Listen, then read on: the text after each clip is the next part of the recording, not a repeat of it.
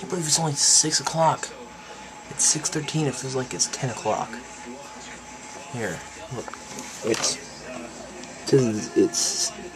6:13 right now, and it feels like it's 10 o'clock because of the dumbass daylight savings time. Well, I like it because I get an extra hour's sleep, as we all do. But I'll give you a little look outside here.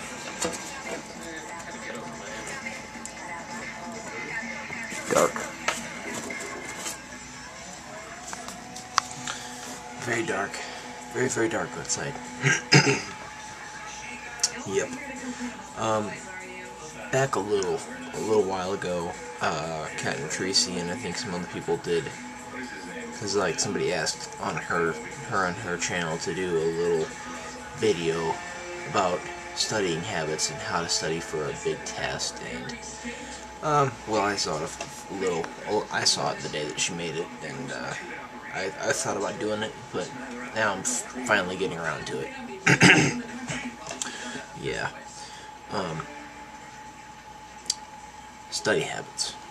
Okay, I'm studying for a big test that I have on Wednesday right now. I'm studying for that right now. Let's see. My big study habit that I think, everybody has their own study habit. It's not like one big technique dominates every person's need to actually maintain information for any exam. Everybody has their own thing that they need to figure out. Like, you need to figure out what you need to do. You need to figure it out for yourself, because that way you can do best on tests that way. Like, my thing is that I feel like I have to write things down.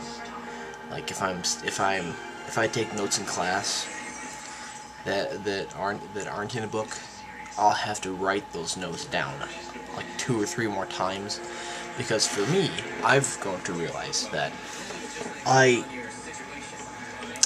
maintain information when I write it down more than once, sometimes more than twice. That I keep information in my head by writing it all down, or like often I'll, like, my professors, what most professors that I get, what they do is that they'll have a book and then they'll have lecture, because in that they won't lecture from the book, and that I'll have to go to the lecture and I'll have to take notes from that, and then I'll have to read the book and take notes from the book, because it'll all be different, and then I'll have to write that over and over and over again, so that, I mean, not over and over again, but a couple times, so that it's, up here.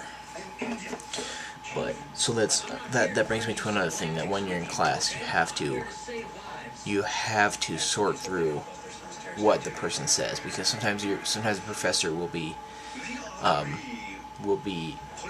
really to the point, and sometimes they won't be. So you'll have to sort through what they say to take notes and do your best that way.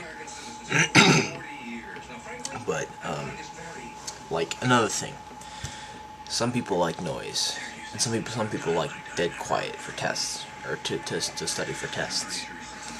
And you need to figure out, my basic opinion on studying for tests and exams is that you need to figure out what works best for you. Like, I can say what I think is I can say what works for me. Katrina said on one of her Cat and Tracy daily videos what works best for her. You can take those suggestions in and figure out what works best for you. But I know that I like to read stuff and write it down, because if I read stuff and don't do anything else, it's gone. It's gone in a second. So, and then I'll have to write it down. And I don't know about the noise or the dead quiet.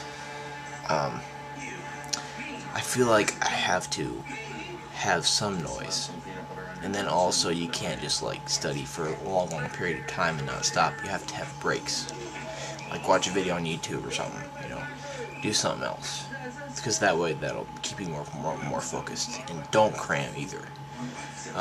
Cramming, you won't gain any information, and then it won't be helpful to you at all. And like, I have a test on Wednesday. I've been studying for it since Thursday. Last Thursday I've been studying for it. So my bottom line is that you need to figure out what works best for you. So test the waters. Like, if you're a freshman in college, or if you're starting to take harder tests in high school, figure out what works best for you by testing the waters and figuring out how it all works. So that's my opinion on the subject. Today's Monday. I don't know what day it is, but what day it is might work with. So I hope you have a wonderful day, and I will see you tomorrow.